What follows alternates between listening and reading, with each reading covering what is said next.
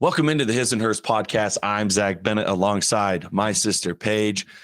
Today we have a Skull instant reaction to the Week 5 victory over the Chicago Bears. We talk about how the Vikings snatched victory out of the jaws of defeat, the overcoming of a blown lead, and Kirktober is officially started with a great performance from QB1. We discuss our instant reaction and what it means for the team moving forward as they begin the season 4-1 here on the His and Hers podcast, Skull Edition.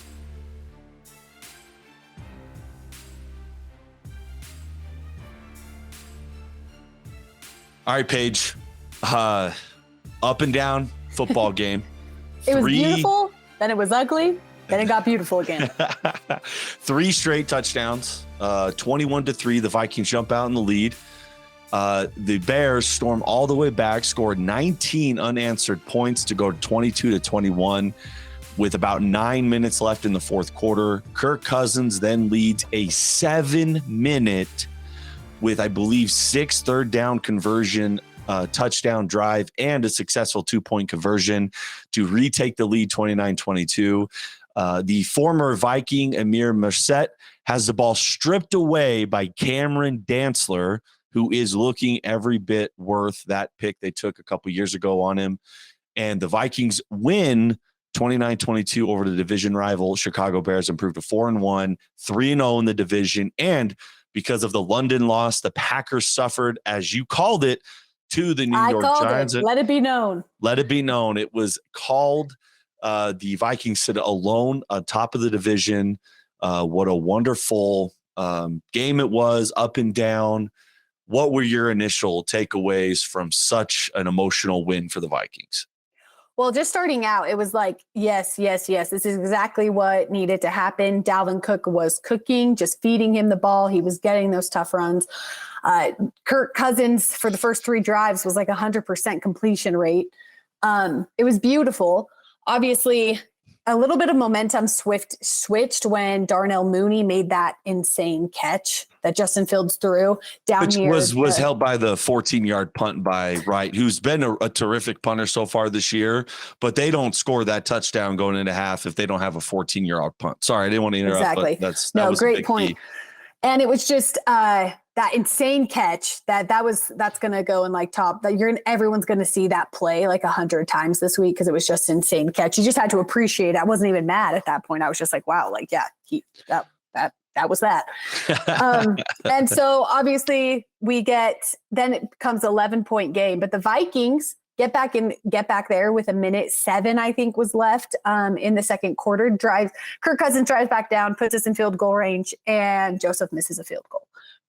Shocker. The Vikings fans are always nervous when a field goal goes up because majority of the time it goes against our favor.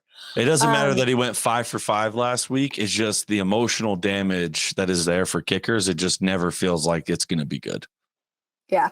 Sorry, just got distracted because the Titans just intercepted it in the end zone from the Commanders who were on the 1-yard line. So that was insanity. But all to say, and then we get back down there, miss the field goal, and those key moments, I say in games, there is just a momentum switch that happens going into halftime. I think there's something to say about being able to capitalize in a big, like with points right before half that would have swung that momentum back to the Vikings. But we lost a little of that momentum because we missed that kick. So then we come back out slow third quarter. And by they take that opening drive all the way down and score. Yep.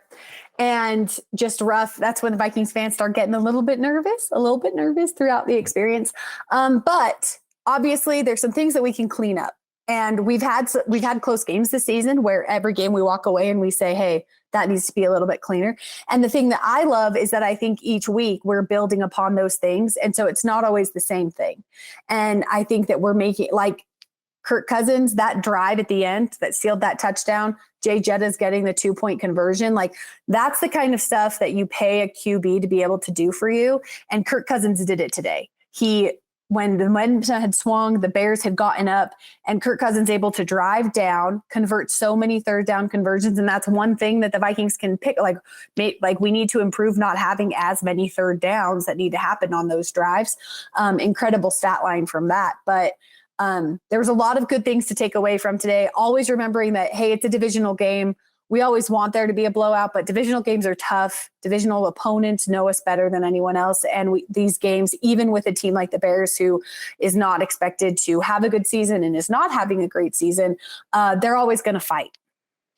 No, absolutely. And I think it's important, to really put in, NFL teams are really not that far in talent. Obviously, the Bears as an overall team, not as talented as a Viking, when you go player by player, but overall, they're still professionals. And there's going to be moments in the game that do turn the momentum, right? You had the missed field goal before the half. You had the blocked field goal. Those are 6 points that were left out on the field. And there was just some really good plays made by the Bears at critical moments. So the Mooney catch right before halftime, but that kind of is aided, as we talked about, by a 14-yard punt. So there's little things that, like you said, that could be cleaned up, that then you can start stepping on, the throat of a team and really putting them out. But there's a reason why, we mentioned this on a podcast previous, that in week 4, in the first 4 weeks in the season, there was 50 games that had come down to one score. It was a record. And obviously there's been more this Sunday, the Giants game, our game, Commanders, there's been a few more that have come down to the wire as well, Browns, Chargers. And so it's not a bad thing. Like last year, the Vikings played in 14 one-score games and we're 6-8. This year, this will be their third one. They're 3-0. And I mean, obviously that flips the entire season, because you're looking at, we could easily be 1-4, but we're making the correct plays and the biggest plays at the end of the game to bring ourselves to 4-1. So you look at Kirk Cousins' stat line: 32 for 41, 296, 1 touchdown, and that interception. And then on rushing, Dalvin Cook had a great day. I just want to say, I called Dalvin Cook having a 100-yard game, 6 yards short of a 100-yard game today.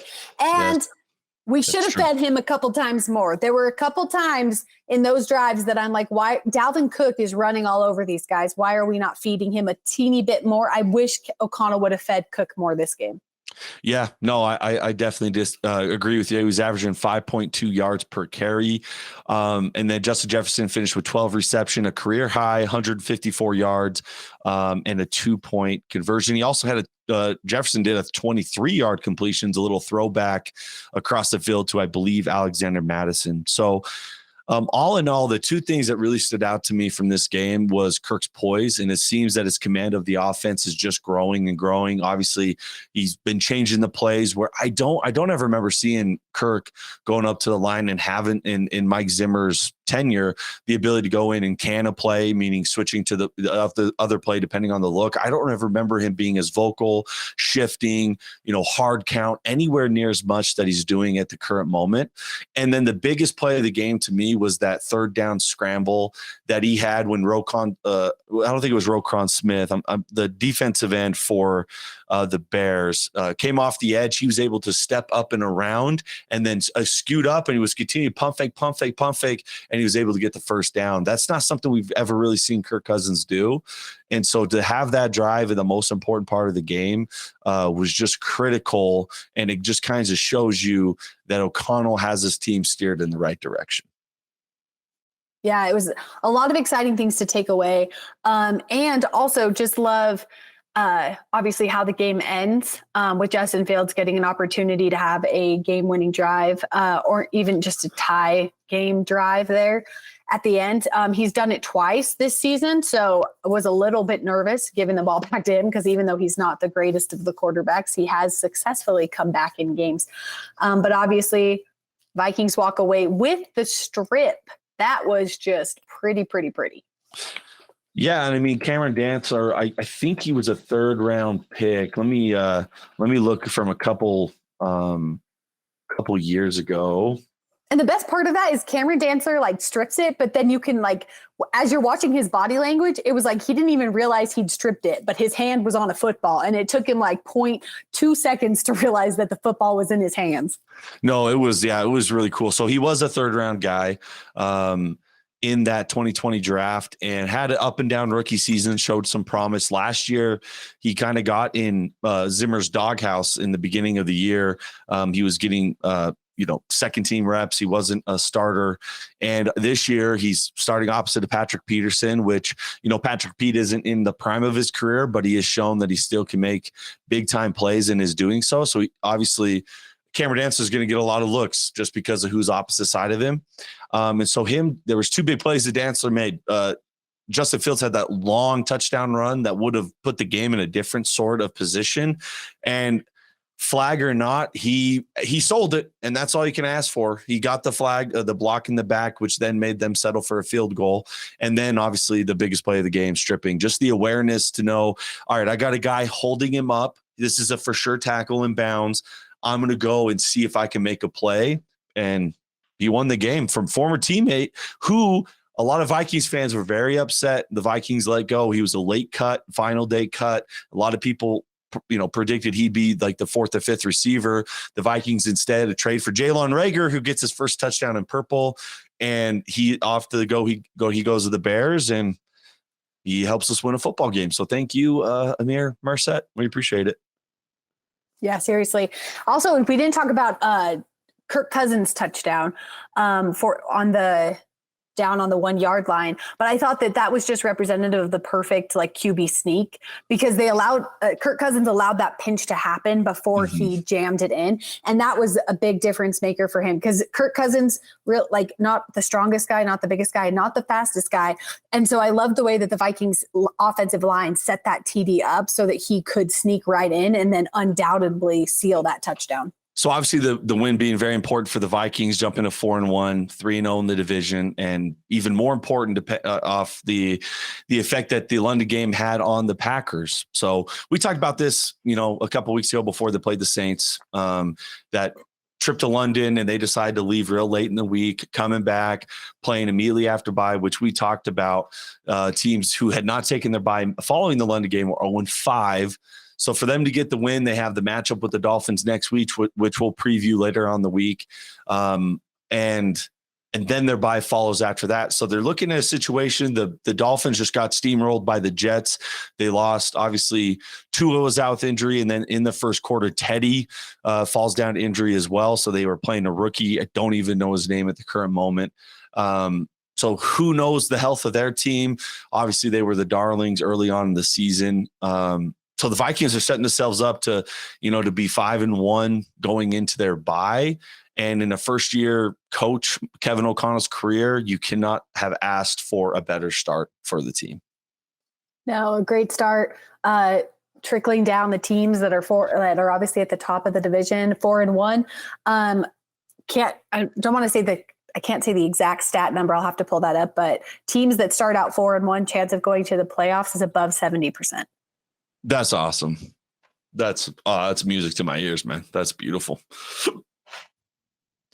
No, I think, and obviously there's a lot that they can, improve upon this game, but I think it just says a lot to the mentality of the team, right? We talked about the 6-8 last year and 1-score games, and to be 3-0 early on in the psyche of the team and the belief, right? There was when the Vikings got the ball back, I didn't think it was going to be a 7-minute drive. But just knowing how O'Connell has a few plays that he hasn't pulled out yet for those late minute drives, and how nails Kirk Cousins has been, I didn't really have a bunch of worry about them scoring. I was just a little more worried about the defense getting another stop, how the rest of the previous part of the game had went. Because a lot of the times last year, Kirk would do his job, take the lead late in the game, and the defense would kind of fall apart. Obviously, we've talked about that before. So I think this is a big step, and back-to-back weeks where the defense had to get a stop, because the Lions game, it was such a late score by the offense, and it wasn't really an opportunity for the Lions offense to go down and get a touchdown. These last two games, the defense had to have stepped up big for us to win, and they did. Obviously, we survived off a double doink, but it was a 61-yard attempt, so the defense did a great job pushing the Saints back. And on this one, just being opportunistic, looking for an opportunity to strip the ball away and doing it at the appropriate time, I think just shows to this team having a different vibe and mentality than the last couple of years have had. Yeah, exactly. And a fun stat that happened today was that the 17 completed passes that Kirk had on those first 3 drives, the longest completion rate of any Vikings quarterback ever. Oh yeah, he broke. Whose record did he break? He was Kramer. Held it for 40 years, throwing That's 16 right. straight in 79. I mean, you can't ask for a better start. So we take on the Miami Dolphins next week. Do you have any closing thoughts on this game? The Vikings jumping out to 4-1. Skull, baby. Never been 4-1 with Kirk Cousins. This is the best start of his career. I think there's going to be a lot of Vikings fans. There is a little bit of, well, why didn't they put the hammer down and there were moments, jet lag. There's moments that it could happen. That's what we'll blame it on all week long. It's jet lag. Just jet lag.